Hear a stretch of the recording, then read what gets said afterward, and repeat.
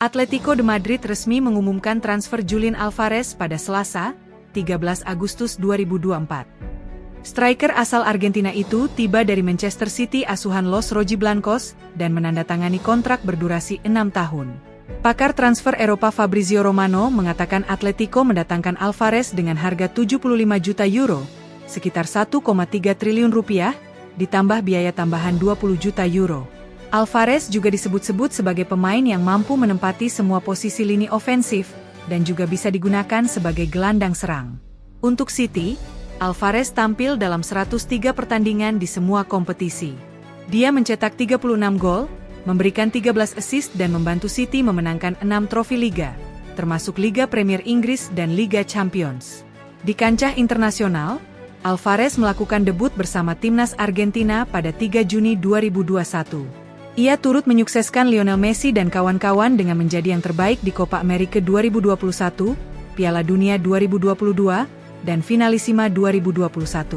Pada musim panas 2024, Álvarez berhasil meraih gelar Copa America keduanya dan memperkuat Argentina di Olimpiade 2024. Hingga saat ini, Álvarez telah mencetak 9 gol dan 1 assist untuk timnas Argentina. Álvarez diperkirakan akan segera melakoni debutnya bersama Atletico saat menghadapi Villarreal pada laga pertama La Liga 2024 hingga 2025. Pertandingan antara Atletico dan Villarreal akan berlangsung pada Selasa pagi dini hari di Stadion Wanda Metropolitano.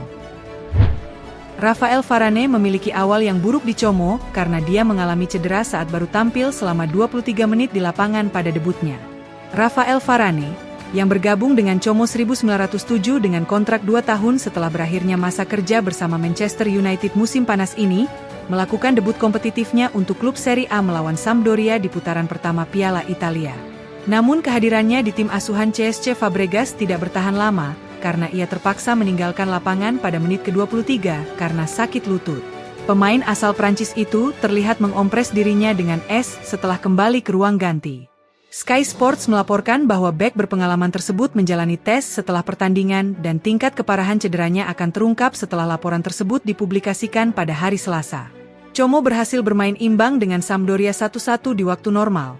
Namun laga adu penalti berhasil dimenangkan lawannya yang berakhir dengan skor 4-3. Lautaro Martinez akan tetap mengenakan seragam Inter untuk waktu yang lama. Striker asal Argentina itu baru saja menandatangani kontrak baru yang berlaku hingga musim panas 2029. FC Internazionale Milano mengumumkan bahwa kesepakatan telah dicapai untuk perpanjangan kontrak Lautaro Martinez. Striker kelahiran 1997 itu telah menandatangani kesepakatan yang akan berlangsung hingga 30 Juni 2029. Demikian bunyi pernyataan yang dimuat di situs resmi klub. Lautaro dibeli Inter dari klub Argentina Racing pada tahun 2018. Lautaro perlahan naik pangkat menjadi salah satu pemain terpenting Nerazzurri. Sebanyak 129 gol dan 43 assist menandai kontribusi Lautaro Martinez dalam 6 musimnya di Inter. Lautaro memimpin timnya memenangkan 7 trofi, termasuk 2 gelar Liga dan Piala Italia, serta sekali mencapai final Liga Champions dan Liga Eropa. Kesetiaan dan pengaruh Lautaro Martinez membuatnya dianggap sebagai kapten Inter mulai musim lalu. Dengan kontrak barunya tersebut, Lautaro mendapat kenaikan gaji signifikan sekitar 9 juta euro per musim, atau 156,9 miliar rupiah. Hal ini sekaligus memastikan Lautaro menjadi pemain dengan bayaran tertinggi di klub. Milan terus mendatangkan pemain baru untuk musim 2024-2025. Terbaru, AC Milan resmi mendatangkan Emerson Royal dari Tottenham Hotspur. Emerson tiba di Milan setelah dijual dengan biaya transfer sebesar 13 juta pound, atau 264,6 miliar rupiah. Bek kanan asal Brasil itu menandatangani kontrak berdurasi 4 tahun, tepatnya hingga tahun 2028. Bek asal Brasil itu kini menjadi pemain baru AC Milan. Demikian bunyi pernyataan yang dimuat di situs resmi klub. AC Milan dengan bangga mengumumkan pembelian permanen pesepak bola Emerson Aparecido Leite de Souza Jr., lebih dikenal sebagai Emerson Royal, dari FC Tottenham Hotspur. Bek asal Brasil ini telah menandatangani kontrak dengan Rossoneri hingga 30 Juni 2028 dengan opsi perpanjangan 1 tahun lagi. Rossoneri enggan mengejar Emerson Royal pada bursa transfer musim panas ini. Namun, Milan kesulitan mencapai kesepakatan mengenai biaya transfer dengan Tottenham sebelum kebuntuan teratasi pekan lalu. Milan langsung melakukan pemeriksaan kesehatan terhadap pesepak bola berusia 25 tahun tersebut.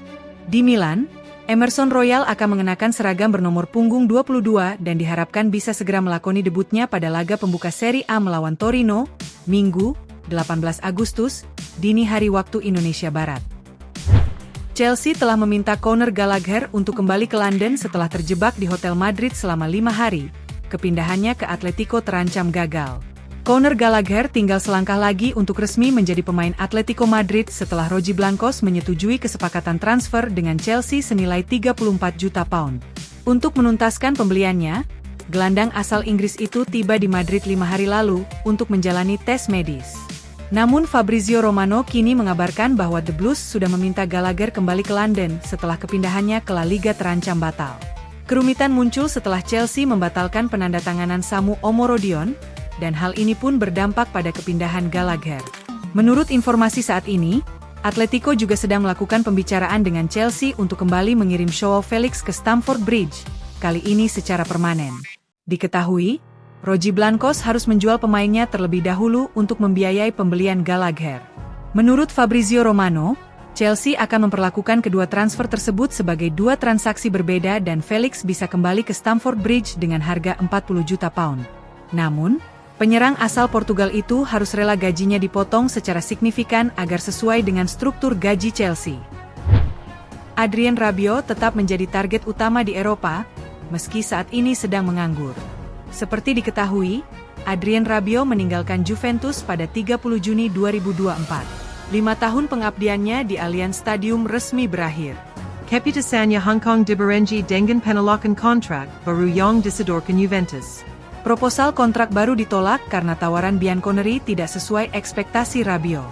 Karena itulah gelandang asal Prancis itu memutuskan hengkang. Padahal sebagian besar kompetisi besar Eropa akan memulai musim 2024 hingga 2025 kurang dari seminggu lagi. Menurut La Gazzetta dello Sport, setidaknya ada 6 klub Eropa yang berniat mendatangkan Rabiot. 6 tim dari 3 negara Eropa berbeda bakal siap bersaing memperebutkan tanda tangan mantan gelandang yang dilatih di sektor junior PSG itu. Di antara mereka yang tertarik pada Rabiot adalah 4 klub besar Liga Premier: Manchester United, Arsenal, Chelsea, dan Liverpool. Man United dan Liverpool sedang mencari gelandang tengah baru, khususnya yang bisa ditempatkan sebagai gelandang bertahan. Ada pula raksasa Turki, Galatasaray, yang mencoba meminangnya. Terakhir, tim asal Liga Spanyol, Atletico Madrid, juga ikut memburu Rabiot. Faktanya, seluruh fans harus bekerja keras untuk mendapatkan jasa Rabiot. Pasalnya, kisah sukses mengamankan tanda tangan pemain berusia 29 tahun itu terkenal sulit. Pasalnya, diketahui sangat sulit bernegosiasi dengan ibu sekaligus agennya, Veronique Rabiot. Apalagi, pembelian Rabiot tidak murah, terutama dari segi gaji dan bonus. Veronique Rabiot bahkan membenarkan dirinya sudah berbicara dengan beberapa klub pada musim panas ini. Ia juga menekankan bahwa tidak boleh ada pihak yang mencoba mengaitkan negosiasi putranya dengan klub selain dirinya. Pemain timnas Indonesia Rafael Struijk pertama kali mendapat kesempatan menjadi starter saat ADO Den Haag bermain imbang 1-1 melawan VVV Venlo akhir pekan lalu di laga pembuka Eerste Divisie Belanda. Struijk bermain 61 menit dalam pertandingan ini. Struijk belum pernah masuk starting 11 sejak memperkuat skuad senior ADO pada musim 2021-22. Sebelum awal musim ini, Struijk tampil dalam total 6 pertandingan dari bangku cadangan. Hasilnya berbeda dengan saat memperkuat tim Indonesia. Pemain kelahiran Leidschendam ini biasanya menjadi pilihan utama Shin Tae-yong. Struijk tidak kecewa karena dia tidak memainkan seluruh permainan dalam debut awalnya. Pemain naturalisasi ini memaklumi keputusan pelatih dari Kalezic yang memperkuat pertahanannya usai kartu merah diterima Steven van der Sloot pada menit ke-54. Saya memulai dengan baik dan bahkan bermain bagus sebelum gol pembukaan ADO. Saya bisa melanjutkan permainan sampai akhir. Tapi saya paham pelatih ingin lebih bertahan karena ada kartu merah, kata Struijk. Kelvin Verdong enggan bicara lebih detail soal masa depannya dan tak menutup kemungkinan untuk terus memperkuat NEC Nijmegen di Eredivisie Belanda 2024-25. Verdong mengaku sudah berbicara dengan pihak klub, mengingat kontraknya dengan NEC akan habis pada akhir musim ini. Verdong sempat menyatakan ingin hengkang dari NEC karena ingin mencari pengalaman baru, padahal manajemen NEC ingin mempertahankan sang pemain. Musim lalu, Verdonk tampil dalam 33 laga Eredivisie Belanda pada musim 2023-24, salah satunya dari bangku cadangan, dan menyumbang 2 gol. Pemain berusia 27 tahun itu bermain 90 menit pada laga pembuka musim di mana NEC dikalahkan oleh FC Twente 2-1 akhir pekan lalu.